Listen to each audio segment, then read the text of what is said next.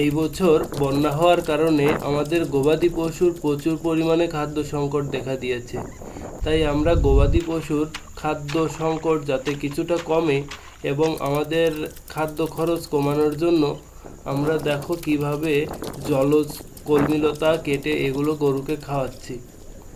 আসলে এই ঘাসের সংকট হওয়ার কারণে আমাদের গরুগুলো না খেয়ে দুর্বল হয়ে যাচ্ছে। তাই আমরা আমাদের পুকুরে কলমিলতা চাষ করেছি এবং কলমিলতাগুলো এত সুন্দর হয়েছে কি বলবো তোমাদের, দেখেই তোমরা বুঝতে পারছো। দেখো কি পরিমাণ ঘন হয়েছে এগুলো। এগুলো আমরা জল থেকে কেটে কেটে আলাদা করে নিচ্ছি এবং এগুলো পরিষ্কার পরিচ্ছন্ন করে নিয়ে যাচ্ছি গরুর জন্য। যেহেতু এবছর আমাদের গরুর খাদ্য সংকট দেখা দিয়েছে, আমরা যেসব ঘাস সাধারণত চাষ করে থাকি, নেপিয়ার, তারপর হচ্ছে পাংচুং এবং বিভিন্ন ধরনের বিদেশি ঘাস যেগুলো আমরা চাষ করে খাওয়াতাম গরুকে, সেগুলো আমাদের গরুকে এখন খাওয়াতে পারছি না, কারণ বন্যায় জল উঠে সেই ঘাসগুলো সব মারা গিয়েছে। যার কারণে আমাদের এখন একমাত্র ভরসা এই জলজ আগাছাগুলো।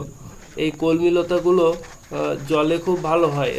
তাছাড়া এই কলমিলতাতে প্রচুর পরিমাণে প্রোটিন এবং ক্যালসিয়াম আছে, যেগুলো আমাদের গরুকে সুস্থ সবল রাখে এবং অন্য অন্য বিদেশি ঘাসের তুলনায় এই ঘাসে দুধ বাড়ায় প্রচুর পরিমাণে।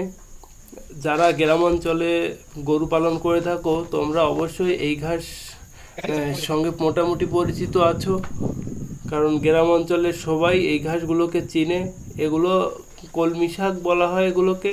এই ঘাসগুলো গরুতে যেমন খায় তেমনি মানুষও এই ঘাসগুলো বাজারে বিক্রি করে, এগুলো রান্না করে খাওয়া যায়।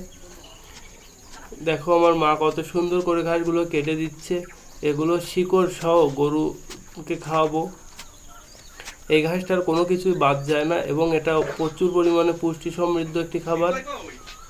আমরা এই ঘাসের সংকট দেখা দেওয়ার কারণে এই কলমিলতার সঙ্গে জলজ অন্য অন্য যেসব গাছপালাগুলো আছে, যেমন শাপলা গাছ, তারপর হচ্ছে আরও বিভিন্ন জলজ বিভিন্ন উদ্ভিদ, সেগুলো আমরা খাওয়াই গরুকে এবং এগুলো গরুতে খুবই ভালো খায়। গরুর স্বাস্থ্যটা একবার খেয়াল করো, শুধুমাত্র এই ঘাস খেয়ে কিন্তু মোটামুটি বেশ স্বাস্থ্যবান আছে আমাদের গরুগুলো।